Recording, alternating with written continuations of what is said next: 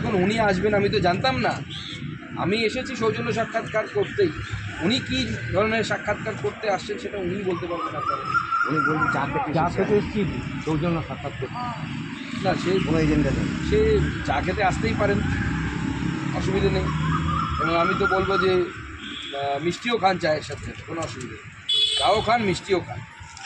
Sir Qasim তৃণমূলের বিধায়ক সেখানে আছে, তৃণমূলের মুখ্যমন্ত্রী স্বয়ং সেখানে বিধায়ক বা বিধায়িকা, তারপরেও সেখানে গিয়ে কেউ কার মধ্যে এই সাহসটা আছে? কারণ আমি কিছুদিন আগে দেয়াল লিখনে গেছিলাম, সেখানে গিয়েও আমাকে জয় বাংলা স্লোগান শুনতে হয়েছিল। সেখানে বিজেপি গিয়ে পোস্টার ছিঁড়ে দেবে, এ তো স্বপ্নেও কেউ বিশ্বাস করতে পারবে না। সুকান্তদা, আজ ঈদের মঞ্চ থেকে মুখ্যমন্ত্রী বলছে চোর গুন্ডা ডাকাতদের পার্টি বিজেপি, এটা ঈদের মঞ্চ থেকে। আমার মনে হয় মুখ্যমন্ত্রীর সামনে আয়না রেখে দিয়েছে।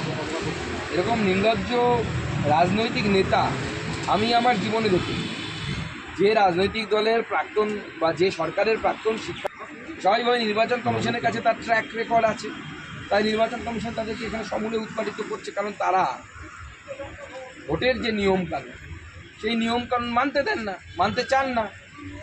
ইচ্ছে মতো তারা নির্বাচনকে পরিচালনা করার চেষ্টা করেন। আমার সাথে হয়েছে, রাত্রি 1টার সময় আমি আমার চোখের সামনে দেখেছি সেন্ট্রাল ফোর্স দাঁড়িয়ে আছে, তাদেরকে কোনোভাবে অর্ডার দেওয়া হচ্ছে না পুলিশের তরফ থেকে, এবং বহিরাগতরা আমার কাউন্টিং ঘরের রুমে ঢুকছে, কাউন্টিং প্রেমিসেসের মধ্যে ঢুকেছে।